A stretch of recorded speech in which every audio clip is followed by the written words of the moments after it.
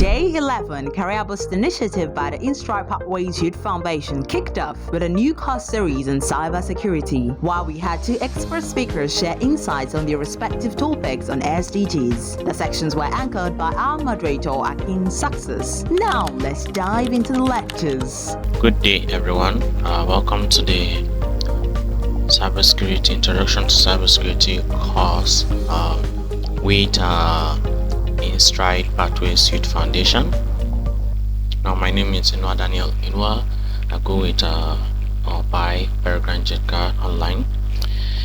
This is the start of the course. This is the first module, which is Introduction to Cybersecurity. Now, what will you be learning in Introduction to Cybersecurity?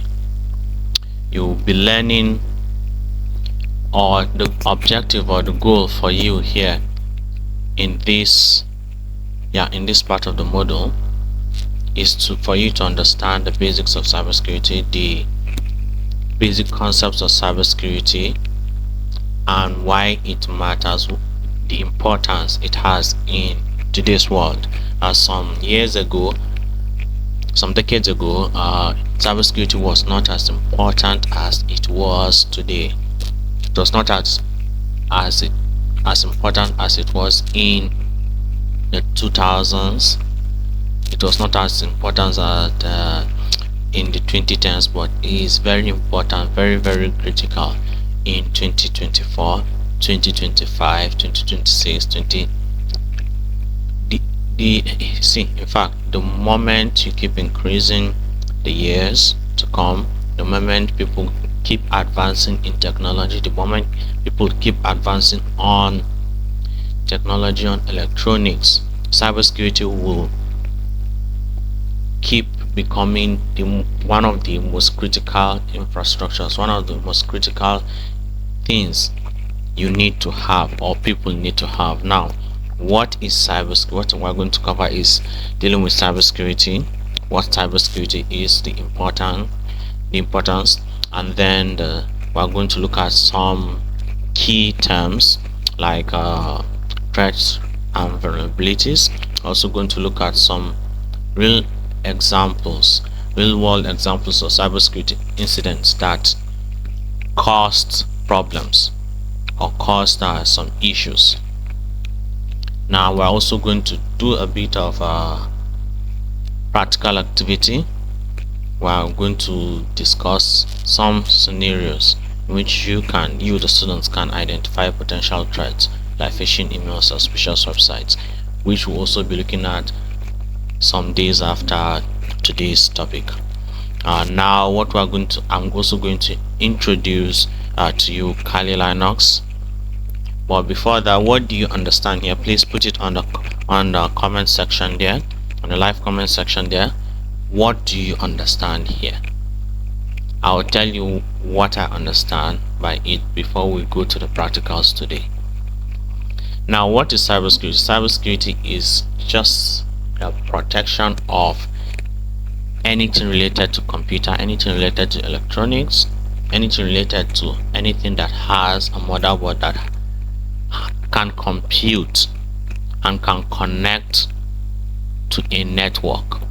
So people will tell you cybersecurity is the practice of protecting computers, servers, mobile devices, electronic systems, networks, and data from malicious attacks. But all these grammar that you are seeing in these two paragraphs is just cybersecurity is the protection, is a practice of protecting electronic devices from harm.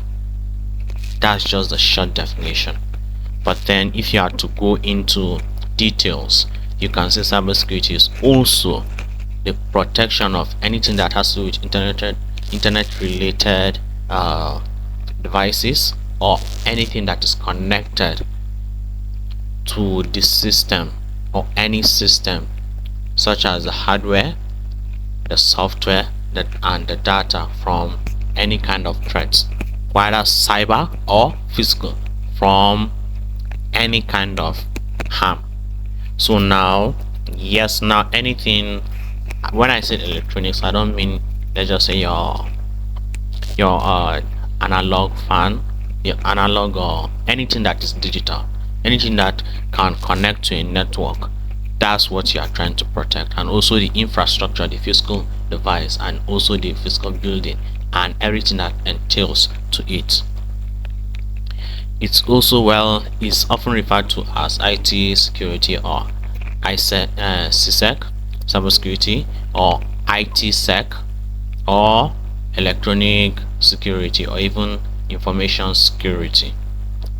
Though there's a bit of difference. Now, cybersecurity, as I said, it involves three basic things: the data, which is the information; the hardware, which is the physical device; and the software, which is what you cannot see.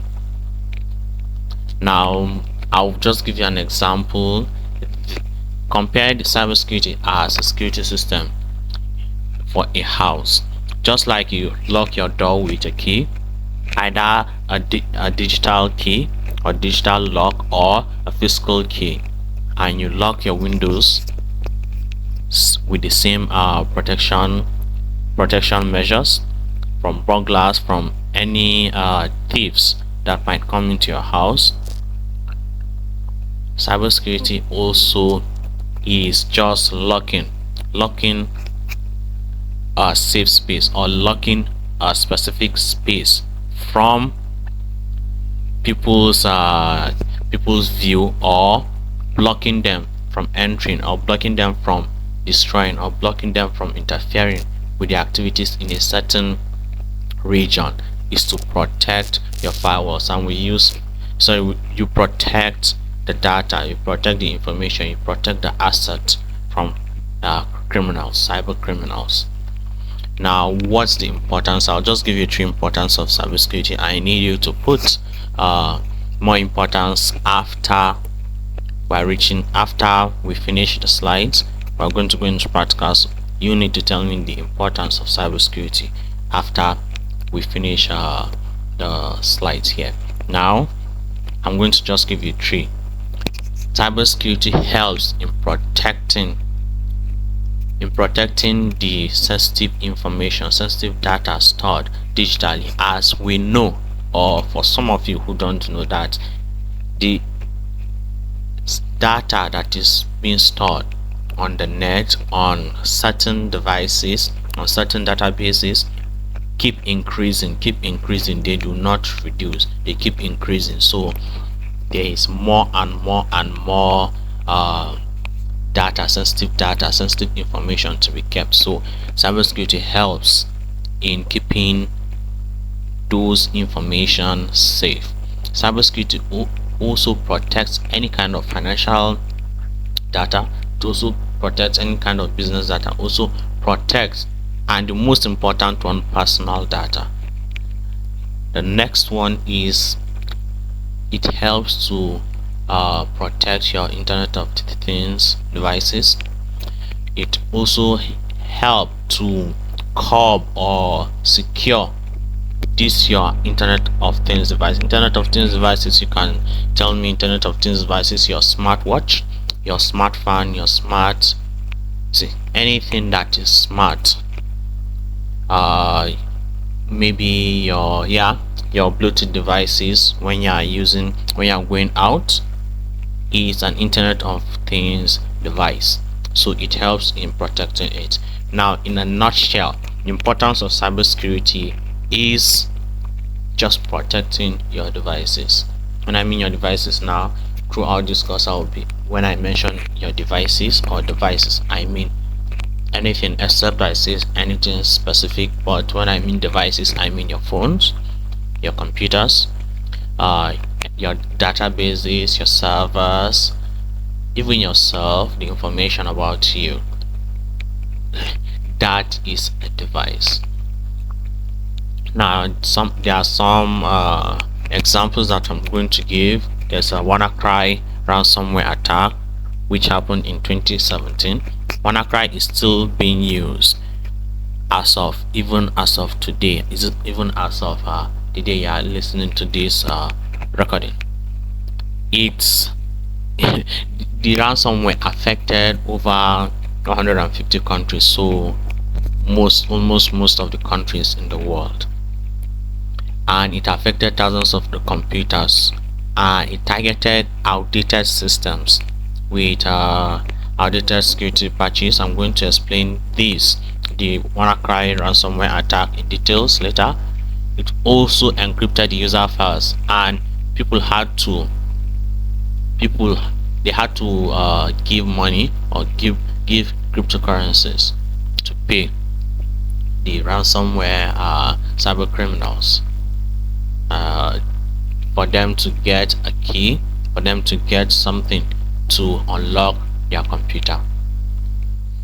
Now there's also the 2018 Facebook data breach. Hackers took a vulnerability, or sought a vulnerability, and used it against the Facebook core code, and they gained access to over 50 million user accounts, which exposed personal information, which means that Facebook had to pay for that effect, because the personal information, your information, is your life in this kind of digital world. So they had to pay for that. That's the consequence of not keeping your own data safe, keeping your own customer data safe.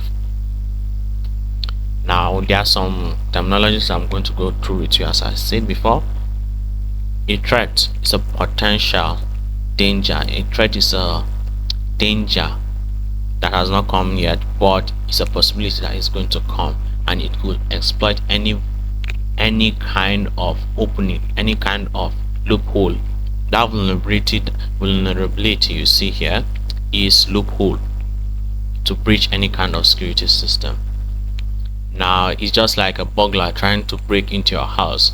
Instead of breaking in through the door, he or she will break through the window, because your window doesn't have any kind of protection.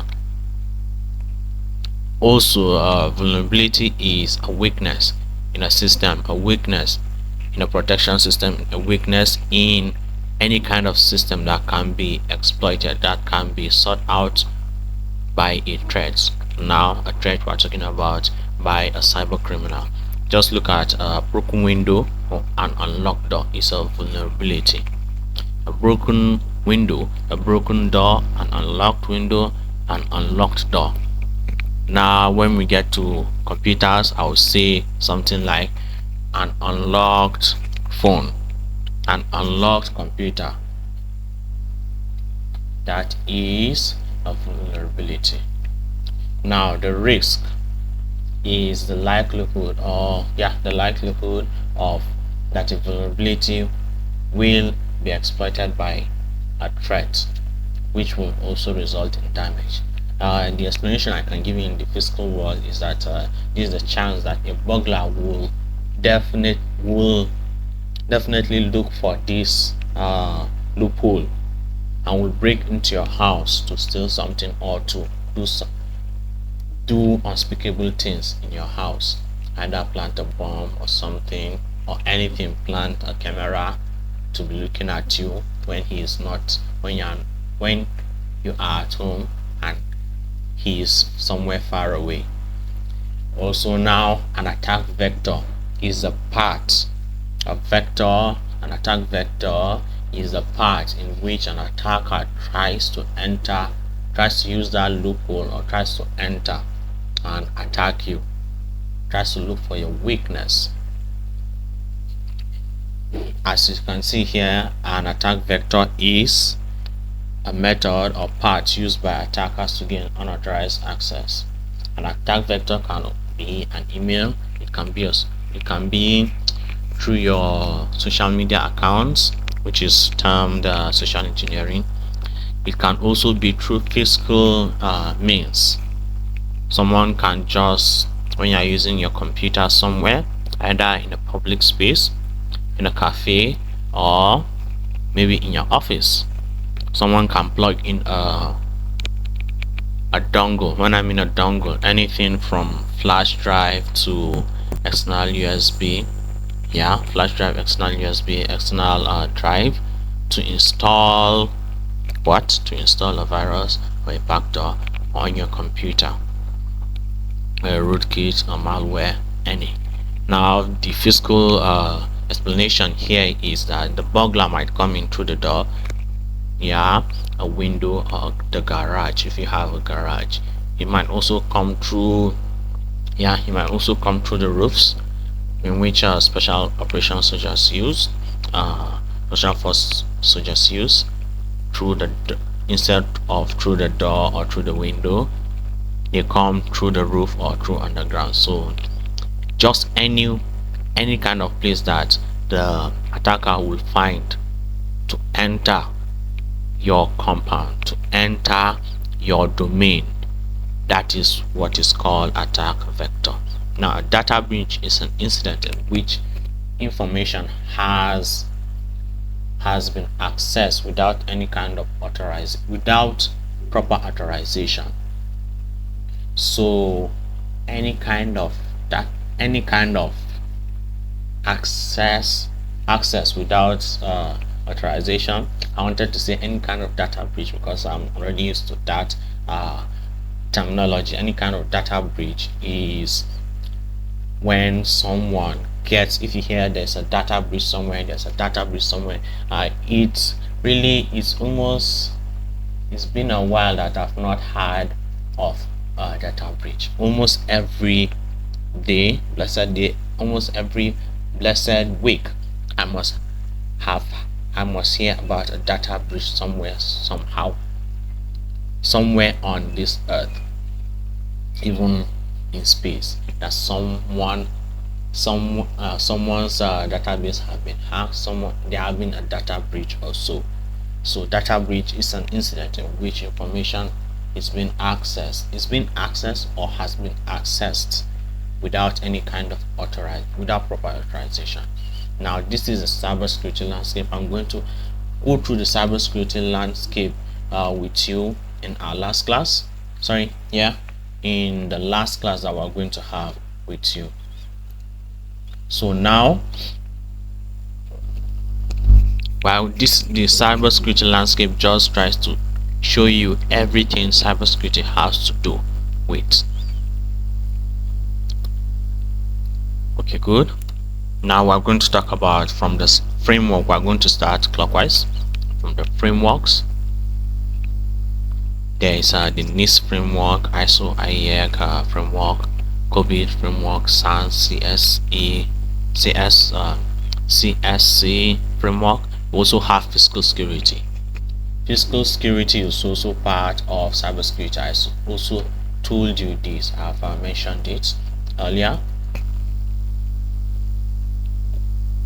Apart from physical security, there's risk assessment. This is a time or a situation in which you go and look for any kind of risk. Okay, let's just say I'm making a risk of a class of a school. I have to say, okay, one of the risks is that the gate might be open at some time and someone might be able to enter. Now inside this risk assessment, we have to do vulnerability scanning, or what people say checking the perimeter. When in physical security work, now you have to check the perimeter. They have to recce the area, which is RECCE, recce the area, to see if there's any potential problem or potential loophole in their security. Now you also have to you also have to check for your assets. You also have to look at the things you have, the important things you have. Just say, school, we have the administrative building, we have places in which for school with the school data, a school information database that is digital. One of the assets is the computer, the server, the local server that is there, the computer rooms, the computer labs. Apart from that, you also have the document labs, the physical document labs, if the school is using documents. Also, you have to look at the third party risks and the fourth party risks. Third party are those who work with the school, but they are not linked they are not part of the school, but those who associate with the school. Fourth party, same thing, but a bit apart from the third party, those who are associating with assisting the school or associating with the school, but are not part of those directly, those who are helping the school. Let's just say your school is buying water daily or weekly from a company, from a shop. When I mean a shop, a warehouse, let's say, okay, your school is big, a warehouse. Now you get to a warehouse, who produced the water is the person who produced the water, or the company who produced the water is a fourth party, because you get the water from a third party and the third party gets the water from another party. Also, we have penetration testing, which is those who are in the physical domain. We have the offense team and the physical team, offense and defensive team. So offense team will, when they are doing war games or risk assessment, the offense team will do their best to act like a criminal, to look for problems in the school compound or the school manor. Now inside these pen test teams, we have blue teams, we have purple team, we have red teams. We also have, inside what they do now is social engineering applications. They do everything, everything a hacker, when you mean the hacker, a cyber criminal will do, but because they have the permission to do that, they do it. Also still inside the risk assessment, we have source code scan, black box, white box, data centric risk assessment, data flow map. We are going to governance, which is laws and regulations, any kind of management that has to do with cybersecurity, the company's cybersecurity rules and procedures, the company's procedures, cybersecurity procedures, or cybersecurity landmark. That's what our governance do. You can see it on your screen here. Now the we also have threat intelligence. This is looking for information. This is where the people who succeed or excel in information gathering or information gathering and information collection, this is where they stay and this is their domain and forte. Now user education, awareness and training. We are doing part training, more of awareness here. This is user education. People are teaching the younger ones, or people are teaching the junior ones about cybersecurity. This is part of user education. We also have security operation. This is where most of the things work, apart from the risk assessment part. Security operation have to do with the protection, the detection, the defense, the vulnerability management, the SIEM, the SOC teams, the breach notification, investigation, etc. with forensics. Now we also have career development, which is self-studying, training, certification, conferences, peer groups. These we are going to look at it on the last day of cybersecurity. We have security architecture, which is cryptography, encryption, security engineering, access control, identity management, cloud security, secure system builds, and network design, data protection, etc. This is just basically the cybersecurity landscape. Now let's move on to cyber kill chain. Cyber kill chain is a model used to describe the stages of a cyber attack. It helps in understanding how cyber attacks should be carried out, or how cyber attacks are carried out. Now they are different. When you look for cyber kill chain, you will see different things, but they basically follow. Anytime I see cyber kill chain, from the second one to the last one, I'll definitely see different wordings, but there's one word that does not change, which is the first one, which is reconnaissance. Reconnaissance means that the attacker will gather any kind of information about his or her target, their target, such as the network details or the employee information. This is in fact some penetration testers or some cybersecurity professionals have to go directly physically to look for information. Maybe you have to look for information about the person. If let's just say, okay, now if you are from an agency, and you have the capability, you can just go and look for at the trash bin, maybe for DNA or so, just to get any kind of information about your target. After that is the weaponization. You weaponize. This is where the attacker will create any kind of malicious payload or any kind of malicious codes, any kind of malicious exploits that will be designed to exploit the vulnerabilities found when you did reconnaissance. Reconnaissance is also called recce the area. When you hear a soldier in Navy man or airman tell you to recce the area, which means go outside, look for any kind of information. Now when you go back to your planning board after looking for information, you are going to try to create any kind of malicious payloads, or you are going to create attack vectors. I've told you about the attack vectors. You are going to create attack vectors and how the codes you are creating or you are getting from somewhere else, or you are buying from the dark web, how you are going to use it during your attack. Now the delivery is just you putting the attack into play. Putting the attack into play is the delivery.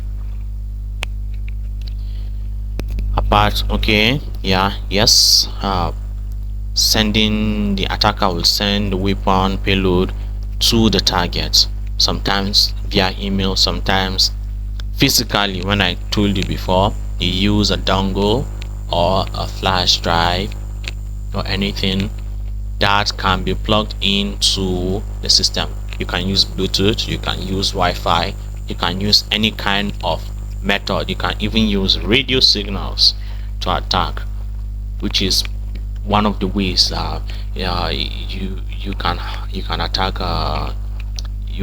some devices. Now apart from the delivery, the next step will come to the exploitation. The exploitation here means that the payload that you have already delivered will execute on the system, and then it will exploit the vulnerability to gain access or to gain control of the system you have already delivered the virus or the payload to, weaponized payload to.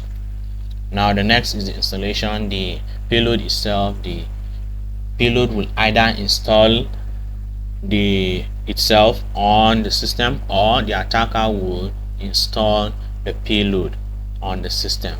Depends on how you programmed it, or depends on how it has been programmed. Some payloads will not install themselves, maybe until 6 months, until 2 days, until a year or so that when the system will think nothing has happened, no attack has happened, but then an attack has happened. Now we have C2, command and control. If you are a military buff or a military nerd, C2, C3, C4, C4 plus, C5 plus. This is command and control. This is where the attacker will gain access to the computer system, to the server, and will be able to communicate with himself.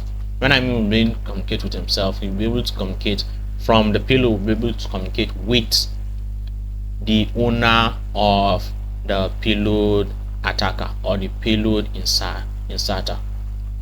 Now let me explain this. When the attacker will establish, this is where the attacker will establish connection or the channels to communicate with the compromised system.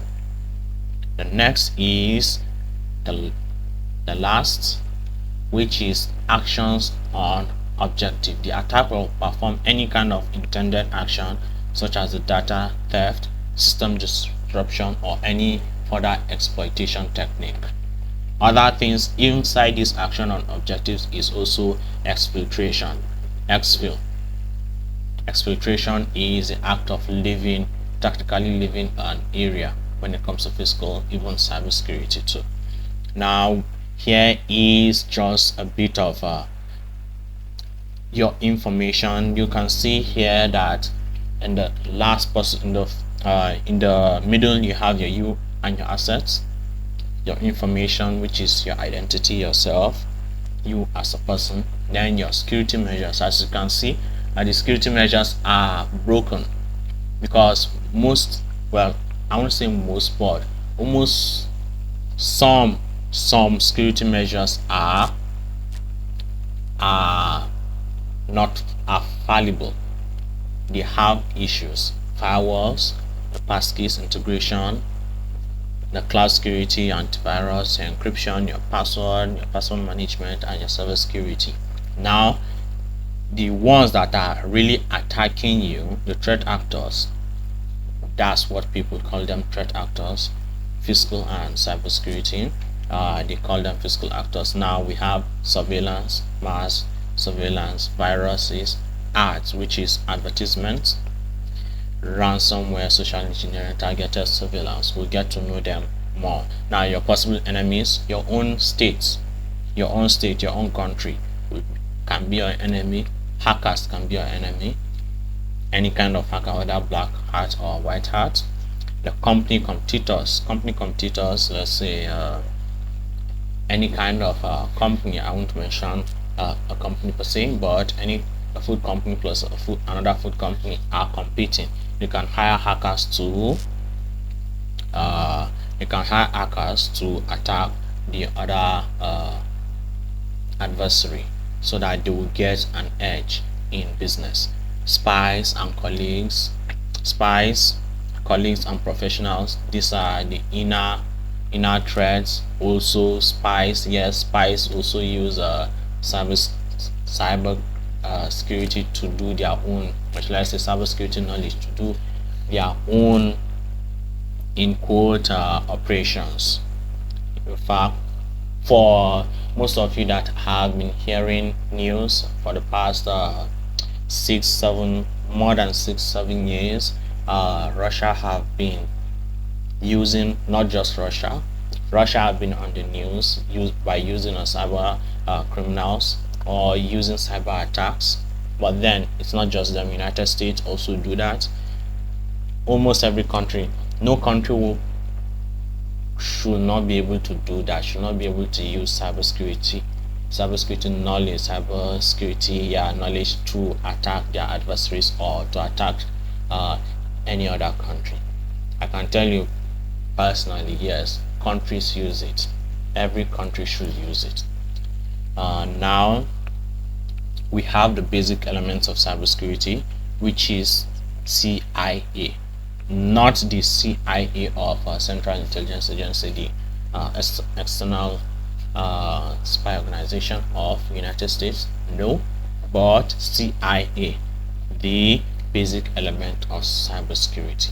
And what is CiAY? Confidentiality, integrity, and availability. I will say that again: confidentiality, integrity, and availability. If you can understand these three things, you'll be able to come to terms with cybersecurity. You'll be able to open your head to cybersecurity knowledge or cybersecurity goals, also cybersecurity mentality. You'll be able to understand why we need cybersecurity. Now, confidentiality. Before we get to confidentiality, I'll say one thing about CiAY, the CiAY triad. We call them CiAY triad. because they are in tree, and as you can see in the image, they are in a triad formation. It's old, but it's very reliable. It's old, but it's very reliable, of course. Now, confidentiality, they are the core. Integrity and availability, they are the core principles that you need, that will help you to guide you to protect your information, to guide you to protect your system, to guide you to protect any kind of device you are using, or any kind of device maybe your company is using, or your family is using, your school is using. Now let me just give you an analogy before I even explain what confidentiality is. When you log into your email account, you use a password. This password ensures that only you or people you trust can read your emails.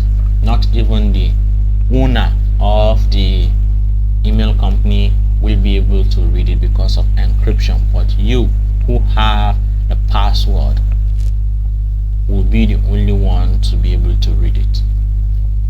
Now, confidentiality is all about keeping the information secret, and only, and I say this, only and only allowing access to the person who is authorized to see it, to the person who is authorized to look at it, to the person who is authorized to access it. Think of it like a secret diary. You will not give anyone your secret diary, but you only be able to read it yourself. Now, you wouldn't want anyone to read it unless you give them permission to do it. In cybersecurity, we use methods like encryption, as I've mentioned before, so only authorized people can read it, and access controls.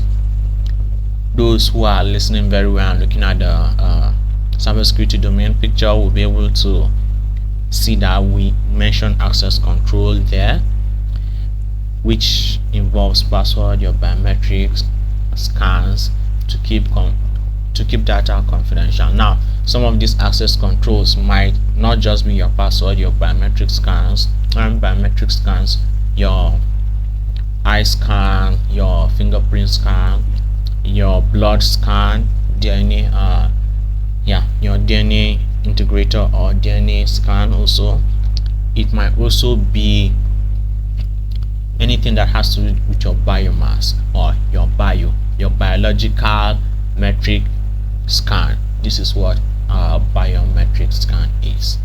Now, apart from that, part of access control can be your way of talking, exactly, your way of moving, also your way of doing some certain things. This can also be access controls. These complex access controls that I'm mentioning can be used in some certain places, can be used in certain areas, but not everywhere. You cannot use working pattern in some, shall I say, not complex situations.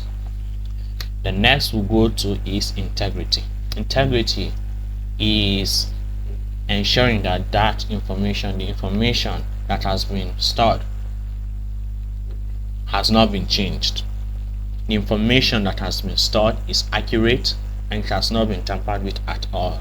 Information that has been kept, that you kept, when you open it again, it has not been tampered, it will not be tampered or altered without your permission.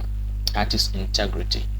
Imagine you are working on a group project and you are the one responsible for the final report. You want to make sure that no one changes your work or adds incorrect information about it. If someone wants to add any kind of information or modify it, they have to ask you, which will go back to confidentiality also and to availability.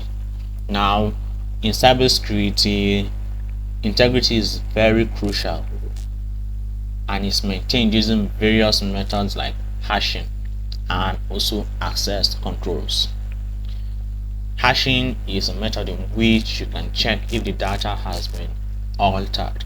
So if you download a file, you go to the real website, the website that you downloaded the file from, you check the hashing codes. There are online hash their online hashers. You check the hashing codes. Are they the same? If they are the same, then it's the original file. If they are not the same, then someone altered the file. This is what happens to things like GB WhatsApp or WhatsApp that have been altered for performance. It have been changed. The code has been changed, and something has been changed. So if anything has been changed, even if it's a single word has been changed, then you are going to see problems in the hash function. This can also be altered a bit, but then that's in advanced cases. Now, an example for this integrity, if you don't understand what I just explained, is that if imagine you are downloading a file from the internet and you want to check a code, the special code, the checksum, and this checksum will help you to verify that file whether it has been changed or corrupted during the download, which can also happen when someone is attacking you through the middleman attack or other attacks. Now, availability is the word available. If you can understand what available is, then you can understand what availability is. Now, imagine your school online portal. The school online portal you have in your school, in the school database, you need to access it to check your grades or submit assignments. Now, this portal, or imagine your JAM. Now, if you don't have a school portal, the portal should be available whenever you need it, and whenever you need it, whether it's in the night, middle of the night, or middle of the day, it should be available for you. And the school needs to make sure it's protected against any kind of issues that can make it to go offline. There are sometimes that databases go offline. This can also be an issue, but in availability just mean that the information, the systems that are needed, that are information and systems that are needed are kept and are accessible to the client. Like now, if I want to access my Gmail or my Microsoft Mail, I don't have to go to many troubles. I just need to put my authentication methods, multiple factor authentication methods, maybe do some things, but then it's available for me. If it's not available, then Microsoft themselves, they are not doing availability at all. Before they tell you that your mail will not be available, they will inform you. They ought to inform you. That also, we are going into the governance part now. Ensuring availability involves keeping your systems running up, just keeping your systems up and running, and then protecting them from any kind of attacks that can cause downtime, like denial of service attacks or distributed denial of service attacks, or what you call DOS and DDoS. Now, the three components, this is just an explanation of the CiAY triad. Confidentiality is for what? Is for keeping the data private, secret, and secure. Only to be accessed by specific people, specific parties, specific persons. While integrity is making sure the data and the security is around. The data and security is consistent, accurate, and reliable.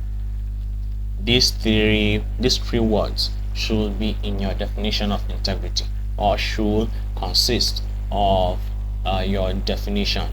It might not be the same words, but they should relate to the same things: consistent, accurate, and reliable. Availability now is making sure that the systems and applications remain available unless they are compromised in an attack. Now, we have seen the CiAY triad, but we also have something called the Parkerian hexad. The Parkerian hexad, it's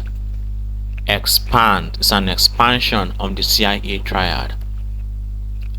It adds 3 more principles to give a more comprehensive view of information security or cybersecurity. I told you that The CiAY triad is the core principles of cybersecurity. But then you should know that if you are listening well and analyzing well, you should know that there were some things that we are missing in CiAY: confidentiality, integrity, availability. That's too simple and too broad to cover. Now, the Pacarian hexad will give us more on that. Now we have authenticity, which verifies that the source of information or a user is who they claim to be. Is something like when you are checking an ID to confirm that is the person. Let's just say if someone wants to enter a gate, he has to use, if someone wants to enter a building, an office building that is being shared by multiple people, he ought to have an ID card, and that can be used. When the ID card is being scanned, then the person will be able to enter. Or a key to your house. As you can see, the authentication methods can differ from passwords to biometrics to digital certificates. And yes, any website, any registered website, legitimate registered website, must also have a digital certificate. Your computer, your browser also have that. Also have a way to identify whether it is who it says it is. When I mean now, it is the website. There are sometimes that you try to enter a website and it will tell you it cannot enter because of security reasons, which means maybe the digital certificate is not being verified. Now, an example is when you log into an email and you need to prove your identity with a password. That's one. Or two-factor authentication, or you need to put your fingerprint after putting your password, or you need to use your voice, or you need to use your face or eye. Now, possession refers to having physical or logical control over information or system. If you want a textbook, you have a possession for it, which means that you can use it as you wish. In our own terms now, in cybersecurity or in information security or in the cyberspace, it means controlling access to data and systems. Is an example, as you can see here, is having a personal laptop with your data on it, which you can control and access directly. Now, utility ensures that information or systems are useful and functional for their intended purpose. It's all about making sure that data and system are not just available, but also serve their intended functions effectively, not serve someone else's purpose. A software application should not only be accessible, but should also work correctly for you if you want to complete your assignment or task. Now, putting all this together, confidentiality ensures only the right people can access information. Integrity also ensures that the information remains untampered, is accurate and reliable, consistent, while availability ensures that the information is available to be accessed when needed by the right people.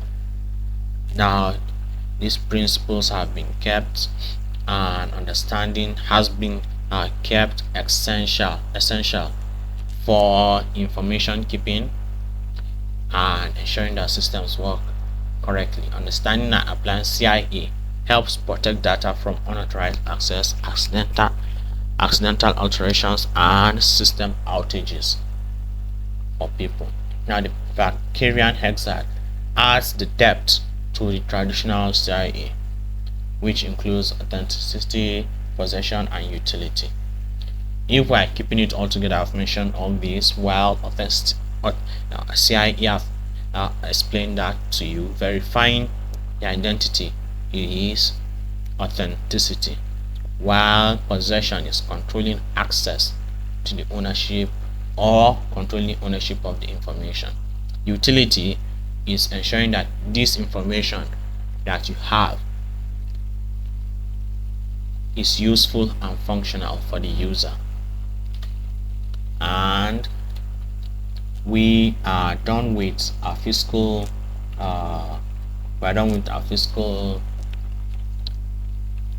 physical slides. Now what I want you to do is to give me the answer of the question I gave you before we started the importance, sorry, before we started the slides proper, which is, the question is, why is cybersecurity important, or how is cybersecurity important? Please, you can answer on the comment box. Now I'm going to review what I gave you the definition of cybersecurity, why cybersecurity is important. I also talk to you about the domains of cybersecurity briefly. I also talk to you about CiAY and the Pacarian Hexad. Now, before we continue, I'm going to briefly introduce to the next topic, which is cyber threats and vulnerabilities. We're going to look at the different types of cyber threats and how attackers can exploit vulnerabilities. And while answering your questions, I need you to look at this here. This is Kali Linux. This is Kali Linux. This is Kali Linux, and what we are going to do is explore Kali Linux. This is the interface of Kali Linux. Exactly, this is the Kali Linux VirtualBox edition, 2024.2 version. Came out between 22nd May to 3rd June. Yeah, that was when it came out. This is the terminal emulator. This is what we are going to. This is what starters use for their cybersecurity education when they start training. Well, this is the most popular one. There are other operating systems that are being used. There are other Linux or Ubuntu operating systems that are being used, but then Kali is simple. It's, well, for me, it's the best for starters. It's the best for teaching people how to use cybersecurity tools. Now, for some of the tools here, you can see some of the tools here. You can see some of the information we have already put in our cyber kill chain. Now, this is information gathering, vulnerability analysis, web application analysis, which is also vulnerability analysis. We also have database assessment. It's also part of vulnerability analysis. We also have password attacks for offline and online, wireless attacks, attacking your Bluetooth, attacking your Wi-Fi, and we have reverse engineering. Many people might have seen cracked versions of games, cracked versions of applications. This is what we use for reverse engineering. These are just the starter tools. When I mean starter tools, these are just the popular tools. There are more and more tools. Now, exploitation tools. These are things you use. To create exploits or payloads. Now, sniffing and spoofing. This is the section in which you can sniff any kind of maybe you sniff a network, or you spoof your own network, or you spoof another network. Now, post exploitation is after you are done exploiting whatever you can do on that system. You have web backdoors, OS backdoors, tunneling, and exfiltration. I mentioned exfiltration before. Now we also have forensics. We have forensics. You know what forensic is? To look at dead bodies.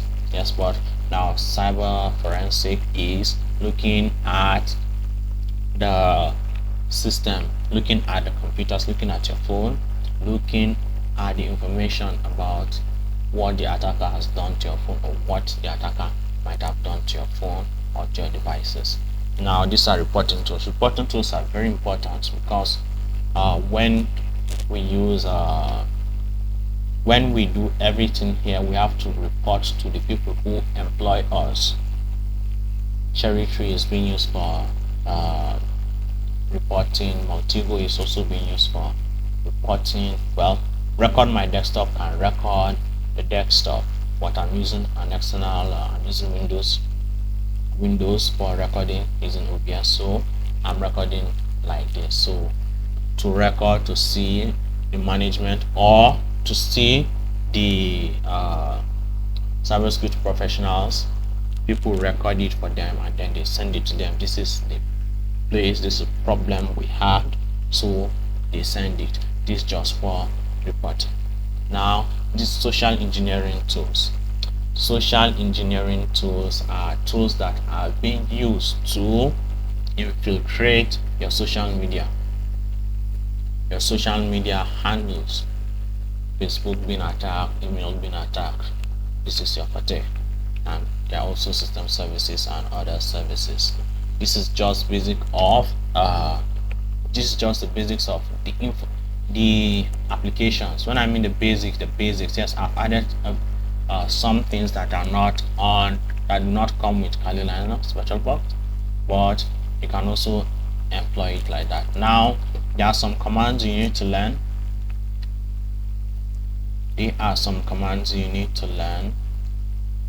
And they are, well, we are going to learn them as we go through the class. If you have questions, please put them on the comment box. I'll be able to answer them as we go on. Now the first command you should know is sudo. What is sudo? Okay, sudo is super user do. Now super user do su, I have to put my password, which is Kali, and to transform me into a super user. This super user sudo is just when it's just on your Windows, right? It's the administrative privilege. Now I'm going to exit it. This is another command. Clear is another command. We have cd, which is change directory. Now I want to change directory to desktop. Now I'm there. Okay, let's use touch to create some files. Yeah, I've created 4 files. Let's delete these files.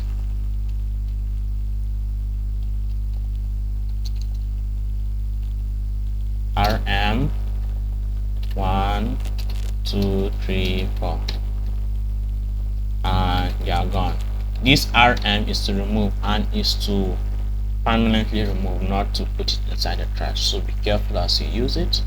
Now I want to go back to my change directory. What is ls? Ls is to list. Ls to list, and L is to list and see all the information. You need to see some of the information to see. Now this Kali is for Kali user and Kali group, as we don't have some groups here or some users, which we are going to do later on. Now this is just basically Kali Linux. Kali Linux is a very sweet way in which you can scan systems. Now I'm going to maybe nmap. Let's use nmap. Google.com.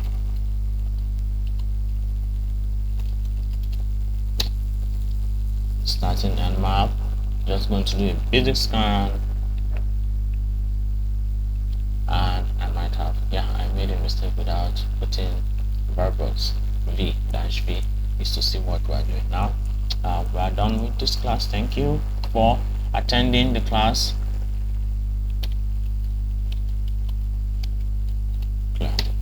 And to bring your up and down button, you can play around with all the information, with all the things you have done before. Thank you for the class. waiting for the end of the class. You can ask your questions. I'm going to respond to them. Thank you and see you in the next one. Good day, my name is Shalom Sojo Ederinde. I am a medical student at the University of Maiduguri, and I currently serve as the team lead on mental health and awareness of the Standing Committee on Public Health of the Nigerian Medical Student Association of Nigeria, NIMSASCOF. I'm excited to speak to you today about one of the most important Sustainable Development Goals, SDG-6, also known as Global Goal 6, Clean Water and Sanitation for All. SDG-6 aims to ensure availability and sustainable management of water and sanitation practices for everybody by the year 2030.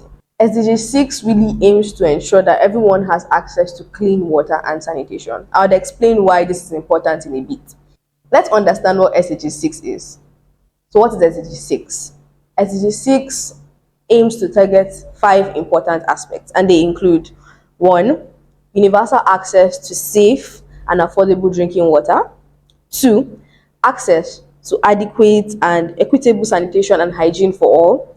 3. Improved water quality by reducing pollution. 4. Efficient and sustainable use of water resources. And 5. Protecting and restoring water-related ecosystems. Yes. So why is SDG-6 important? SDG-6 is interlinked with all the other goals we have. They are all interwoven. One cannot exist without the other. So progress in SDG-6 will highly lead to progress in the other goals. For example, when you improve water and sanitation practices, you are going to increase economic growth and lead to increase in more jobs, which improves SDG-8. Progress in SDG-6 is going to greatly improve health, which is SDG-3. And it's going to lead to less students, less children dropping out of school, which is going to lead to development in SDG-1, which is going to reduce poverty greatly. When you recover and reuse items in wastewater and other resources like nutrients, you're going to greatly enhance SDG-12, which is sustainable consumption and production. SDG-6 is very important, most importantly because the United Nations has decreed that the access to clean water and sanitation facilities is a basic human right. Every individual is expected to have access to clean water and sanitation. In April 2020, the United Nations Secretary General, Antonio Guterres, said, and I quote, "Today, Sustainable Development Goal 6 is badly off track, and this is hindering progress on the 2030 agenda, the realization of human rights, and the achievement of peace and progress around the world." So why is SDG-6 important? Everyone wants to live in places that are clean and healthy, right?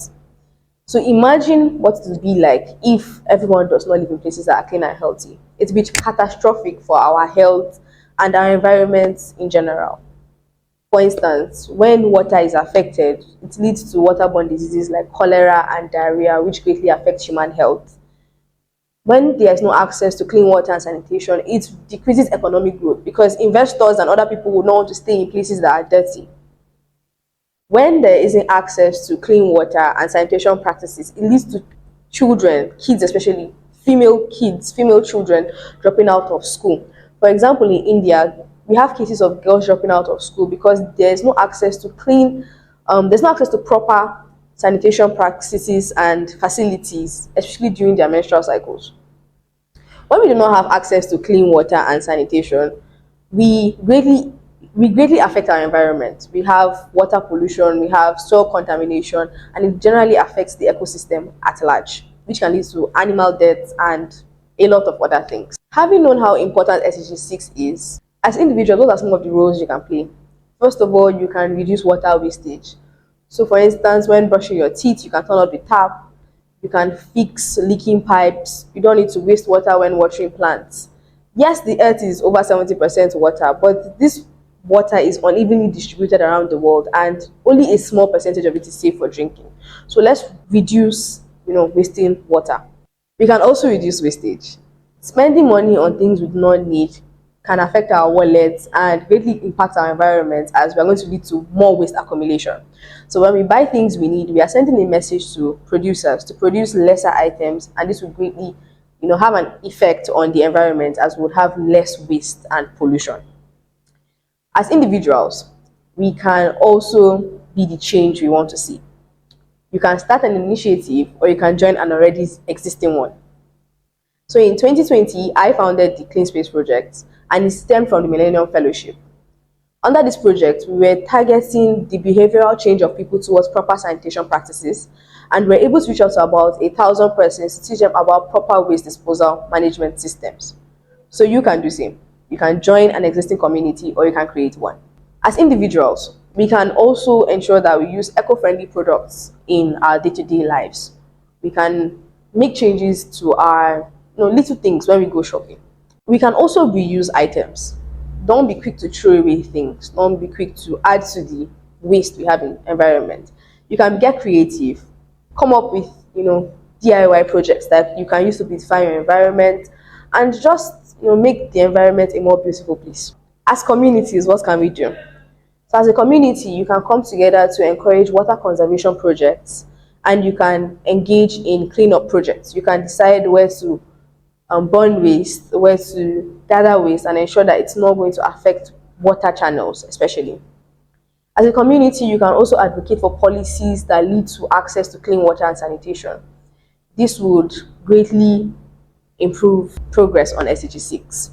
As businesses and the government, we can promote responsible use of water resources. We can also support technologies and policies that would allow individuals to have access to clean water and sanitation. Remember, the goal of SDG 6 is to ensure that there's availability and sustainable management of clean water and sanitation for everyone. In conclusion, SDG 6 is important for our overall health and our environment. We all know the impact this will have on individuals, the society, and our environment as large. So if we come together to play our parts in ensuring that we make progress towards SDG 6, I am very certain that the world will be a better place. I encourage you watching this to make changes to your everyday life, whether it be in managing water or throwing as little as a biscuit wrapper in the waste bin, or just reusing items. I'm sure it will make a lasting impact on our environment and society.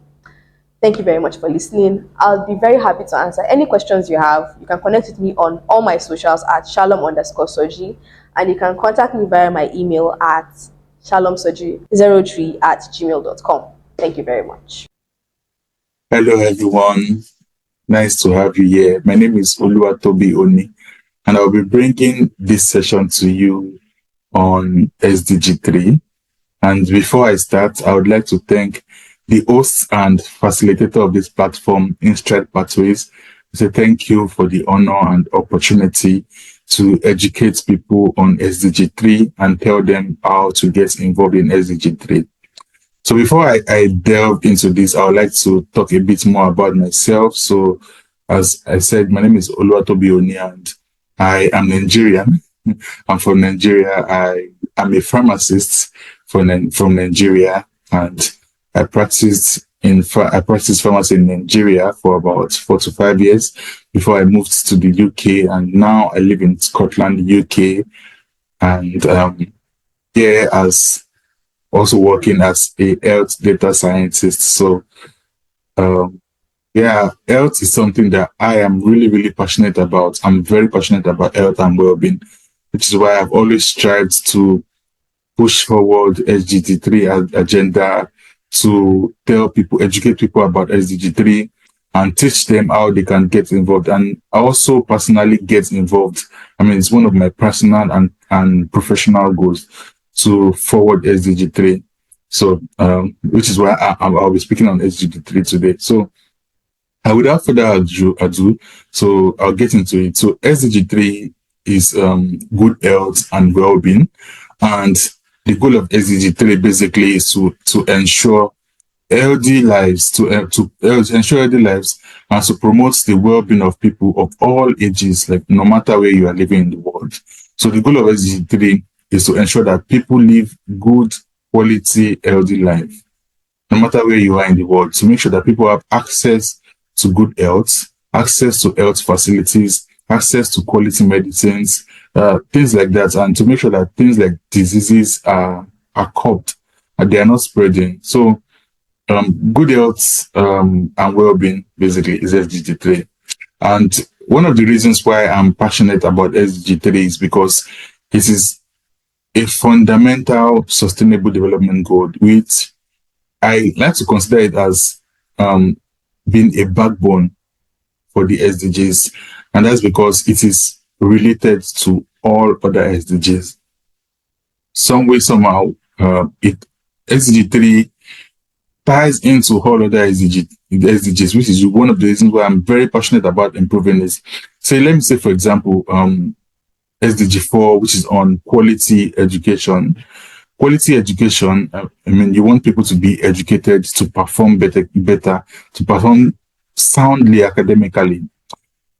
SDG 3 is fundamental to this because if people are not healthy, they cannot perform well academically. You need healthy brains, you need healthy body to go to school, to read what you have been taught, to listen, to stay attentive, and to perform better, to perform very outstandingly. So SDG 3 is very tied to this. Another one, which is SDG 6, is clean health and clean water and sanitation. Clean water and sanitation. Clean water is very fundamental to health and well-being because without clean water, there cannot be good health. Say, for example, during COVID-19 pandemic, where people had to be washing their hands every day, washing their hands regularly. Without clean water, you can't wash your hands, and if you are washing your hands with dirty water, there's a high chance that you will still be passing diseases from one person to another. Or not even washing your hands at all, where you don't have access to water, there's a high chance that diseases will be spreading. So another one is SDG 8, which is on decent work and economic growth. So without good health, people cannot do decent work. I mean, say, for example, if you are feeling ill, you cannot go to work. You won't go to work. And if you don't go to work, you won't make money. You won't make money to take care of yourself, to take care of your family. And without people working, the economic system cannot work. That's like the government needs people going to work every day to generate money so that the government can so that things can work. And then the government can also tax people that are working and also get money to improve the country, to improve the government. So, and if people are not healthy, people will not work. So SDG 3, if you consider all other SDGs, you would notice that SDG 3 is very, very tied to all other SDGs. So which is a reason why I'm very passionate about advancing good health and well-being.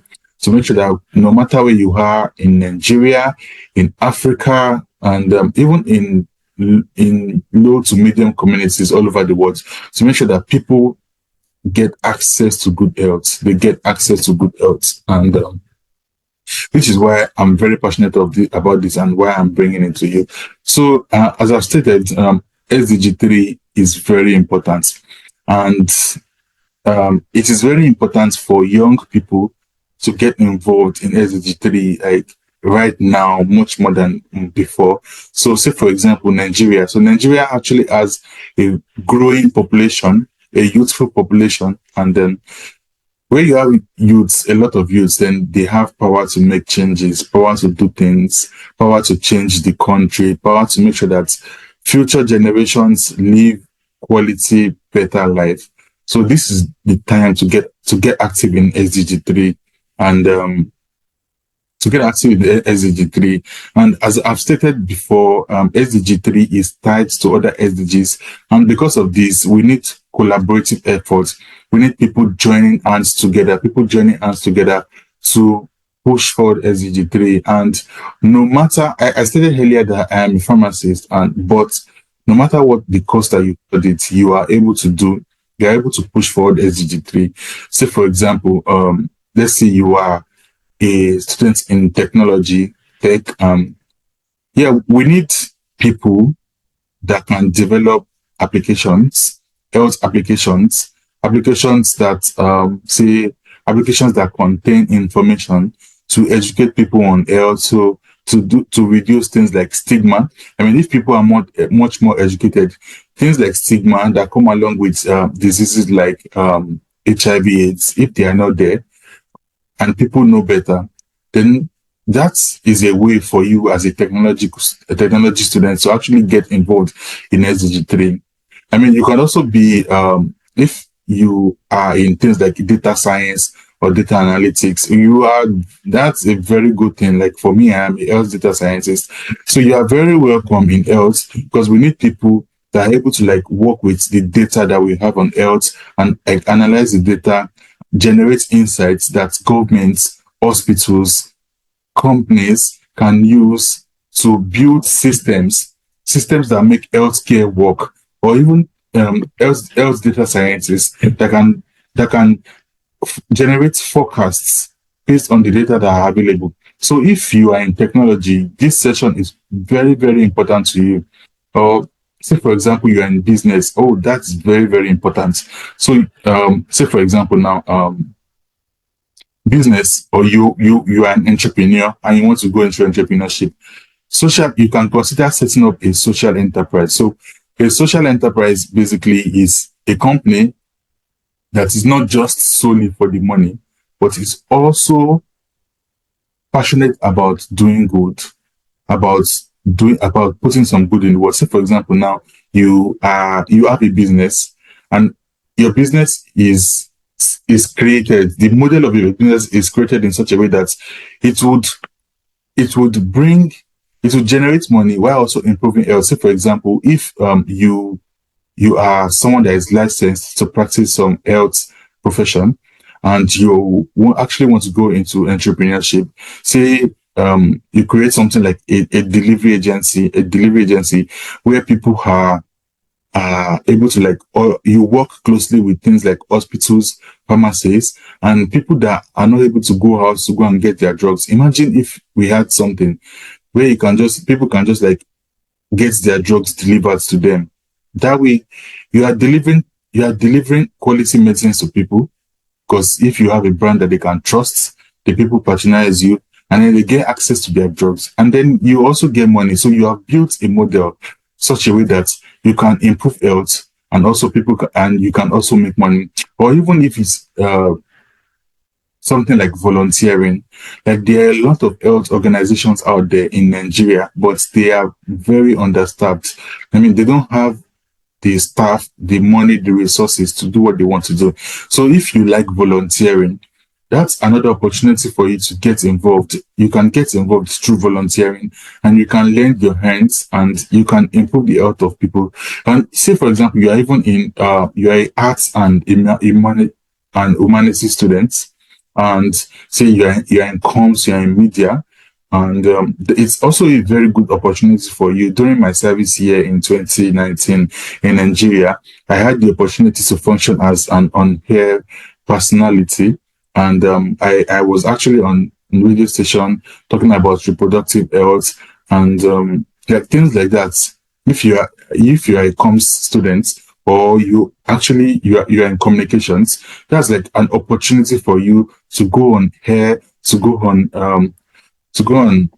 here, to go on radio, to talk about health. And even if, I mean, everybody uses TikTok now, TikTok, Instagram, X, you can tweet about health, like, and make sure that whatever you are tweeting, you are posting out there is quality information. I mean, you can tell your stories about health. So media is actually a very good opportunity for people to like get involved in health. So no matter what you do, no matter your background, no matter where you come from, no matter what you are, there is definitely an opportunity for you to get involved in health. And if you would like to learn more, like if you would like to know how you specifically can get involved and you don't know how, feel free to reach out to me on LinkedIn. My name is Oluwatobioni. You can easily find me. Oluwatobioni, if you Google Oluwatobioni and University of Glasgow, I'm sure you would easily find me. So, and I would be very happy to discuss with you on how you specifically can get involved. So you can get involved in SDG no matter where you are, no matter what you are doing. And by doing so, you can contribute to better health and better well-being. And as I mentioned, there are a lot of opportunities, like volunteering opportunities. You can get involved through volunteering or entrepreneurship. You can create a business model that helps you make money while you are improving the health of people, improving the health of communities. Like, even if it's something like delivering water, delivering water to communities that do not have access to water. Because I saw something like that also when I was 7, where coppers like that lived in hostels and do not have access to good water, they actually bought water, and they had to like contribute and get a company to deliver water to them in tanks. Imagine, like, you never know challenges that people are facing in rural areas and communities. So if even if you are not living in a rural community, no matter where you are living, there's definitely an opportunity for you to get involved and to get involved. So that is basically, I would not want to pick a time because I know that there are other sessions, and I don't want you to get burnt out.